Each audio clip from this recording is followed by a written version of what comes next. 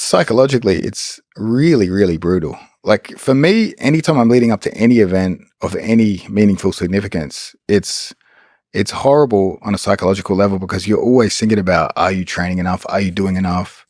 If you feel any signs of sickness, injury, the stress levels increase, your sleep quality decreases. It's all those little subtle things that are so hard to mitigate. So like whether you feel like you're training hard enough, you're overtraining, those to me are the most difficult aspects. And I think really those are an individual thing. And that's really something where a coach can provide what he thinks to you is the right amount of work, and I think that's different for different people. I think Nicky Rod could do 8 hours a day. You know what I mean? I think Nicky Ryan, 8 minutes. I saw a video of Nicky Ryan like with a trash can throwing up. Yes. and like the top comment is like, that's him doing the warm up. That is satisfying to watch, honestly. Yeah. But yeah, so you're supposed to train hard enough to where you have this confidence that you're prepared. Yeah. I mean, and it's an impossible thing to grasp. It's like some of the best performances I've had, I've been called up last minute, or I've been sick, or my camp's been horrible. And for me personally, I've gone in there and thought, relaxed, almost like, well, like you got called up a week ago, you were injured, you missed 4 weeks of your camp. And I went in there super relaxed and accepting of the result and performed much better. Sometimes when I know 3 months out, I've got an event coming up and that event only happens every 2 years. The stress of that alone, like I personally, on an individual level, more of I'd rather wing it. I'd rather be in the stands and just roll down. Like Gunnar Nelson, I remember he had a brilliant performance in an ADCC Absolute. And he was out drinking the night before. He had no idea he was competing the next day. He was in the stands eating ice cream and they called his name out for the Absolute and he went out there and I believe he got bronze. I believe he beat Jeff Munson. So it's like, it's different for different people. Obviously you don't want that to be the standard. You've got to be putting in the work at all times. But even now in my crazy travel schedule where I don't train anywhere near like I used to, as long as your game is technical and as long as your body's in good condition, I believe you can still train well against world-class guys. You might not be able to do an hour straight, but if you're technique orientated, you're just losing fitness. So is it possible to out-cardio Craig Jones? Like, is your game fundamentally a technique-based game? For sure, yeah. I've never wanted to win anything bad enough to train properly for it. Right. But isn't that the secret to your success, being lazy? I think so. I think that's that can be the only logical explanation, And I also use it as mind games too. Like again, no one knows whether what I'm saying is true or not. Right. And I'm not saying this story to say anything bad about my opponent at the time, but I booked 2 matches in 2 consecutive weekends and I'd been traveling. I think I just got back from one of my trips. I'd been over international snow. I don't even know where the fuck I was, but you're in Texas right now, by the way, just in case you forgot. Texas, just for you. Just came back. Thank you, man. This is an honor. But I hadn't really even trained. I couldn't train. Like I was traveling, just had no ability to train. I trained for like a week, had the Phil Rowe match. And I said to myself, I was down in Mexico City. And I said, you know what? If you win this match, you got to face Lovato next week. Don't go out and party. Don't celebrate the victory. But as a 32-year-old man at the time, hitting a flying triangle submission, I thought that deemed a worthy after party. Yeah. And we got out of control that night. And it wasn't until the next day I woke up, I was like, I have Lovato next weekend. But I'm also, people don't know whether I'm telling the truth or not, but it's also, I'm almost too honest because I'll be like doing interviews saying, I was out partying, I barely trained. The opponent looks into that and they question it. Is he telling the truth? Is he baiting me? Is he really that unconcerned? You know what I mean? It's almost a psychological battle in and of itself, but for the most part, it's true.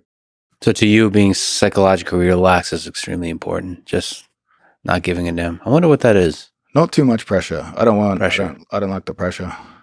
But you like the pressure when it comes to internet shit talking. Well, I mean, you got to silently sit back and think about a good response, Yeah. How important is it to just go crazy hard rounds leading up to competitions like that?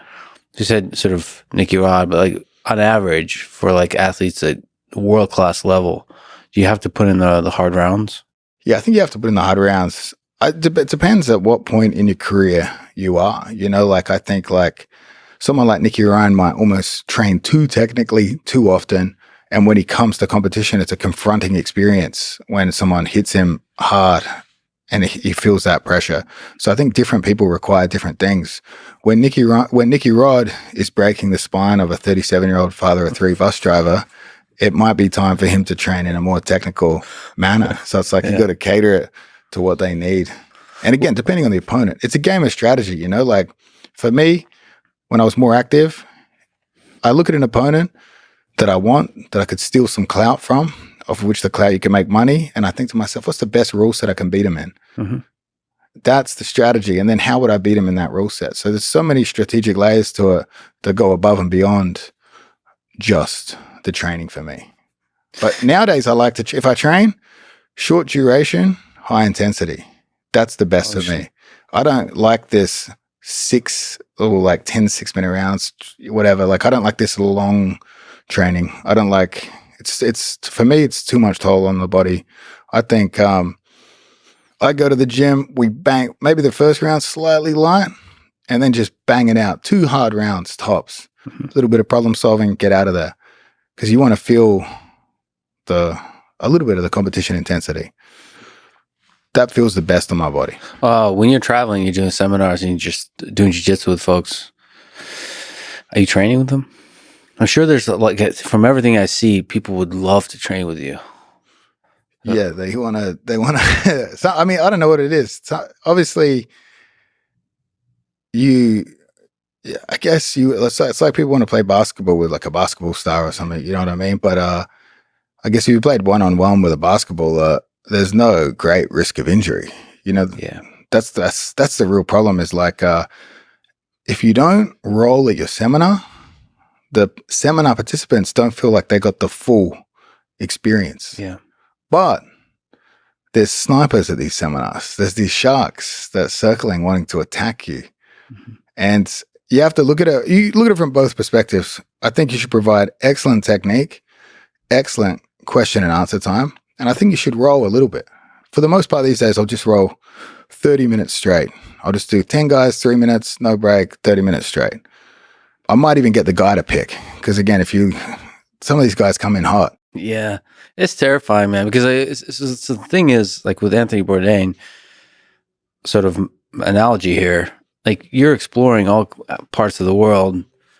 You just want to be there in the culture, teach good techniques, and just socialize. You don't want to like, there's just a bunch of killers that are trying to like murder you.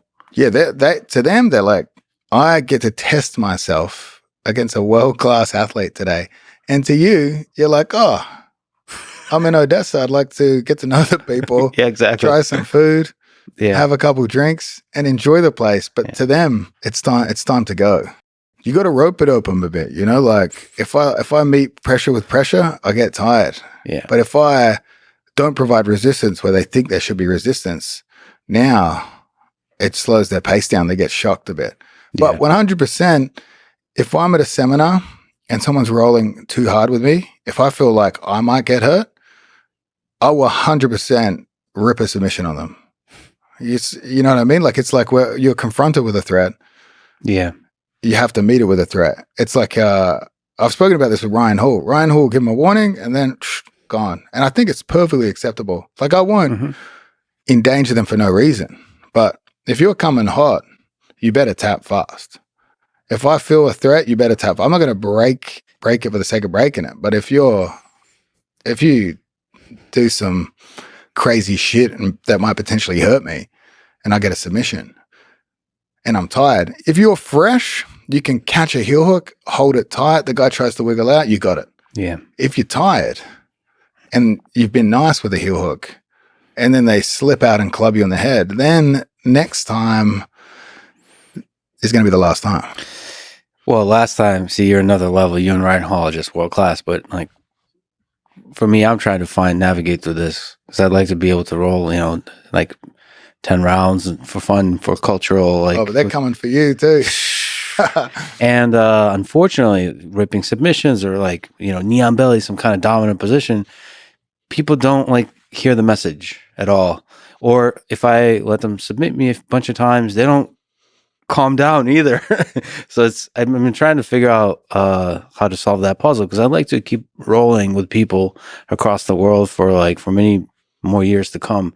But it's tough. You can't do it. If you've reached any level of notoriety, whether it's in the sport or just as a celebrity, you're better off to just have 3-4 trusted training partners and train privately. That's the sad situation. People used to say, oh, you could be such and such, you go to any gym. Nah, those days are over now. Now, if you show up and you have any sort of name, they're coming to kill. You're better off. It's so much safer.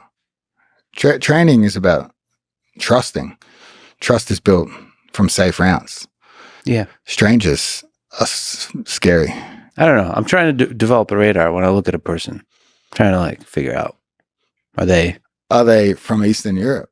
I'll tell you what, the most yeah, that's a good one. You know what? Anyone that wears a Pitbull sports rash guard, or anyone from the country of Poland, be ready.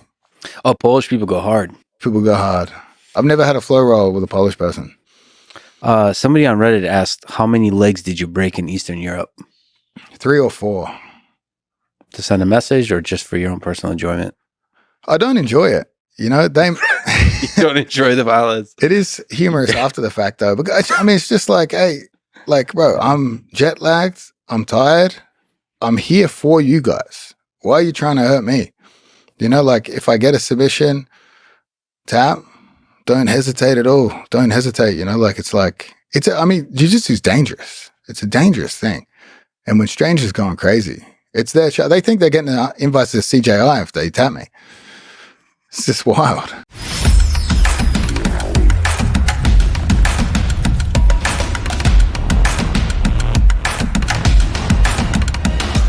This is point 2. We're calling an octopus guard.